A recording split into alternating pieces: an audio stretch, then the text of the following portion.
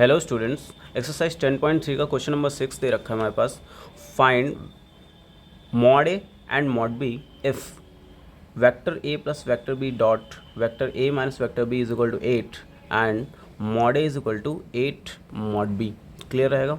दे रखी हैं यहाँ पर वेक्टर ए और वेक्टर बी का एडिशन दे रखा है, फिर वेक्टर ए और वेक्टर बी का सब्ट्रैक्शन दे रखा है, देन आफ्टर उनका डॉट प्रोडक्ट निकाला गया जो कि 8 आया है, और यहाँ पे मॉड ए की वैल्यू दी हुई है। ठीक है, हमें क्या निकालना है, मॉड ए और मॉड बी की वैल्यू फाइंड करनी है। तो हम क्या करेंगे, जो गिवन डेट है सबसे पहले उसको लेट कर लेते हैं।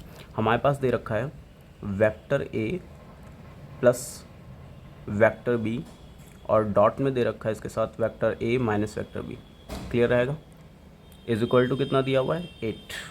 ठीक है भाई, तो हम क्या करेंगे, इसको पहले डॉट प्रोडक्ट निकाल लेते हैं। तो डॉट प्रोडक्ट निकालेंगे, क्योंकि डॉट प्रोडक्ट निकालेंगे तो हमारे पास मॉड ए की वैल्यू आ जाएगी। ठीक है, तो यहाँ से अगर ध्यान से देखें, वेक्टर ए का मल्टीप्लाई देंगे वेक्टर ए से, फिर वेक्टर ए का मल्टीप्लाई बी से, देन आफ्टर वेक्टर बी का मल्टीप्लाई ए से, और वेक्टर बी का मल्टीप्लाई बी से। क्लियर रहेगा, यानी कि वही ब्रैकेट वाला रूल। तो वेक्टर ए को ए से मल्टीप्लाई करेंगे तो हमारे पास क्या हो जाएगा, वेक्टर ए का स्क्वायर। ठीक है, और वेक्टर बी को करेंगे तो माइनस का वेक्टर ए वेक्टर बी आ जाएगा। Same as it is, B को ए से करेंगे तो प्लस में वेक्टर ए वेक्टर बी आ जाएगा, एंड बी को करेंगे तो माइनस में वेक्टर बी का स्क्वायर आ जाएगा। इज इक्वल टू में कितना दे रखा है, 8। ये दोनों आपस में कैंसिल हो जाएंगे, और हमारे पास गिवन डेट में मॉड ए की वैल्यू 8 भी दे रखा हुआ है। तो हम क्या करेंगे, मॉड ए की वैल्यू यहाँ पर पुट कर लेंगे। ए की वैल्यू दे रखा है 8b, तो यहाँ पे ए स्क्वायर दिया हुआ है, तो यहाँ भी 8b का स्क्वायर हो जाएगा। डैट मीन्स ए, तो वेक्टर ए की वैल्यू जब हम यहाँ पर 8 मॉड बी पुट करेंगे तो इसका क्या हो जाएगा, स्क्वायर हो जाएगा। क्लियर रहेगा। और माइनस में हमारे पास वेक्टर बी का स्क्वायर दिया हुआ है इज इक्वल टू में 8। ठीक है, मॉड बी को इसको सॉल्व करेंगे तो 8 का स्क्वायर 64 हो जाएगा, और साथ में इसकी वैल्यू आ जाएगी मॉड बी का स्क्वायर। माइनस में दिया हुआ है हमारे पास मॉड बी का square is equal to 8। Clear रहेगा।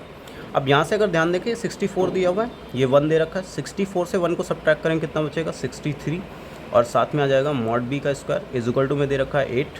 हमें बी की वैल्यू चाहिए, तो हम क्या करेंगे, बी को ट्रांसफ़र 63 को इस साइड ट्रांसफ़र करेंगे। इधर 63 क्या है, मल्टीप्लाई में, इधर आ जाएगा तो हमारे पास क्या हो जाएगा, डिवाइड में। ठीक है, और स्क्वायर को ट्रांसफ़र करेंगे तो मॉड बी की वैल्यू क्या आ जाएगी, √8/63। क्लियर रहेगा। ये हमारे पास वैल्यू किसकी आ गई, मॉड बी की। और सेम वैल्यू यहाँ पर पुट करेंगे तो हमारे पास ए की वैल्यू क्या आ जाएगी, मॉड ए की वैल्यू आ जाएगी 8 × √8 में √63। क्लियर रहेगा। इसको सॉल्व करेंगे तो यहाँ से हमारे पास मॉड ए की वैल्यू आ जाएगी 16/2 और अपॉन में हो जाएगा 3√7।